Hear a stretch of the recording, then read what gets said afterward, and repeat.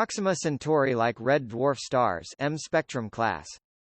M spectrum class red dwarf stars with a mass between 7.5% and 60% of the Sun spend in the main phase. Their mass varies from 70 billion years to several trillion years.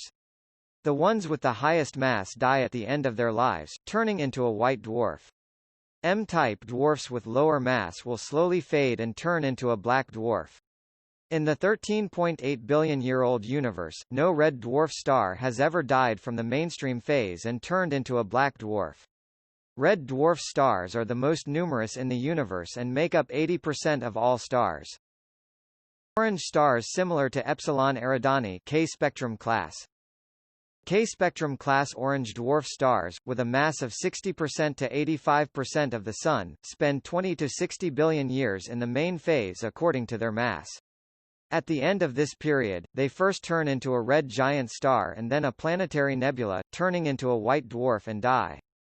Throughout the universe's 13.8 billion years of age, no K-class main star has yet to age and die to turn into a red camel.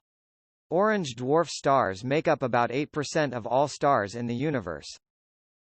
Sun-like yellow stars G spectrum class. G with a mass between 85% of the Sun's mass and 1.1 times the mass of the Sun. Spectrum-type yellow stars remain in the mainstream phase between 8 and 13 to 15 billion years, depending on their mass. Then the red camel turns. Eventually their life ends by forming a planetary nebula and evolving into the white dwarf.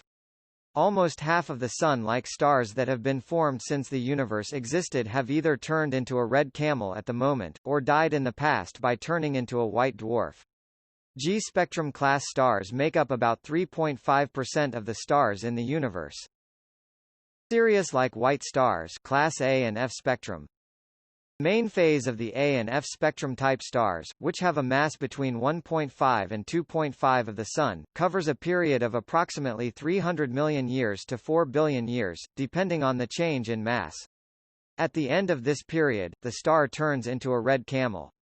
Then he dies first by becoming a planetary nebula and eventually into a white dwarf.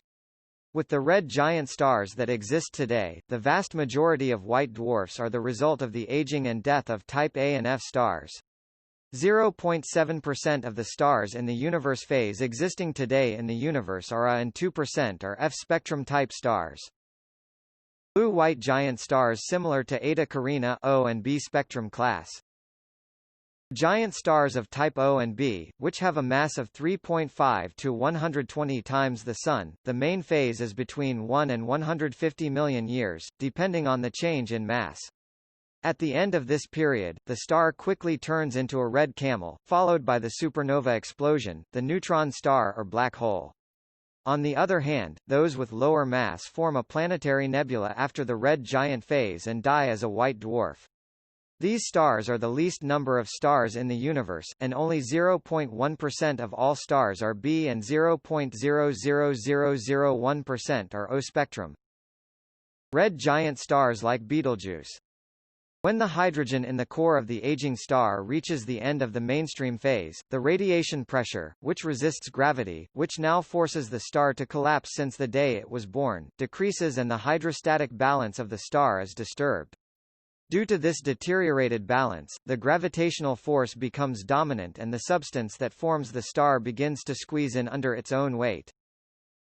Dead stars. Main types of stars that we count in this article are seen in the processes where the stars produce energy and continue to shine. Neutron star and white dwarf stars are now dead stars, and it is not right to classify them under the name of star types.